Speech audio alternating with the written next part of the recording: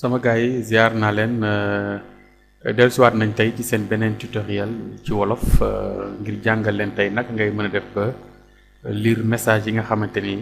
dañ la ko yónnee WhatsApp ba pare ki ko yónnee supprimer donc kon ñi leen defal tutoriel bi nag mooy waa wolof technologie di maanaam chaîne YouTube bi nga xam ni moo leen di jàngal wàllu technologie ci làkku wolof.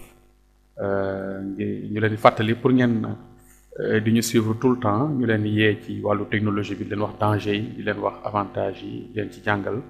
kon da ngeen di abonné suñu chaîne YouTube nga xam ni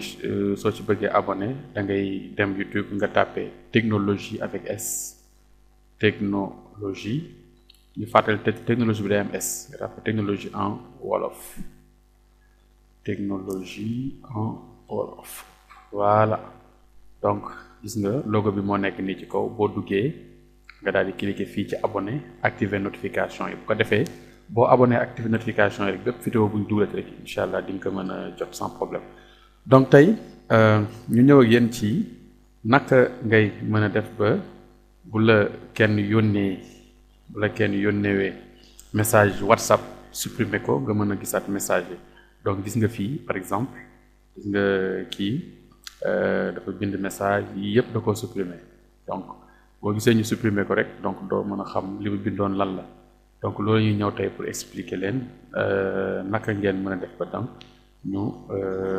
récupérer waat wala ñuy gisaat message yi nga xamante ni dañu ko yónnee ba pare kon supprimer ko donc dañuy essayer def benn test bu ko defee ngeen gis naka la ñuy mën a régler problème ba gis nga kii bind nañ bonjour gis nga bonjour bi léegi dañ koy daal di supprimer donc ki yónnee message bi da ko bind par gis nga supprimer que this message was deleted donc supprimer nañ na message bi léegi nag pour gis message bi ñu supprimer bu dee ci WhatsApp moom amatoo possibilité bi donc ki la ko yónnee bu ko supprimer rek yow mënatoo gis kon message bi léegi dans ce cas li ngay def mooy dafa am beneen application booy télécharger Play Store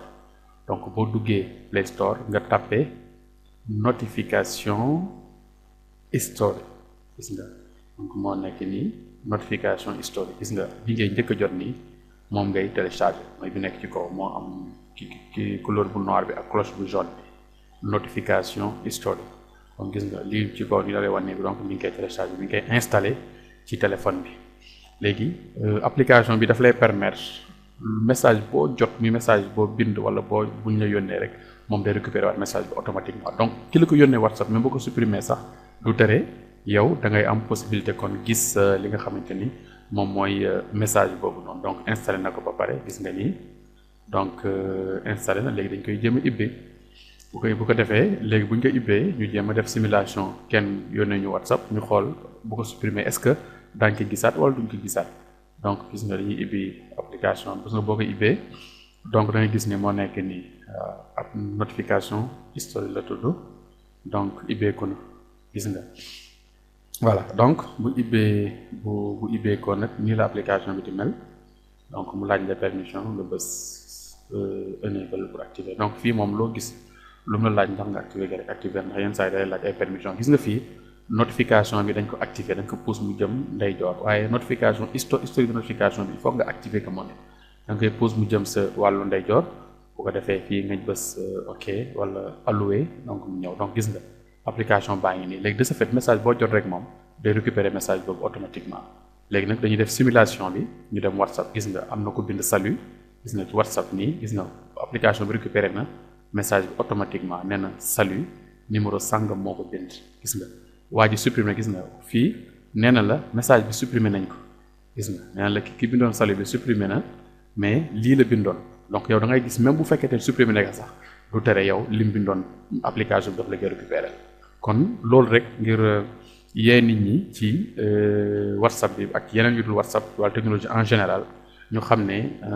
yi ñu leen di jox comme lu mel ne WhatsApp tey nga xamante ni jox na la possibilité ngay bind ay message di ko yónnee waaye xamoo ne peut-être boo supprimer message tamit keneen mën na def beneen pexe ba récupérer ko pour rek ngeen moytu xam yi ngeen di yónnee bañ a tooñ kenn bañ ci def loo xamante ni daal lu ngeen di réccu la ndax lu ngeen ci mën a def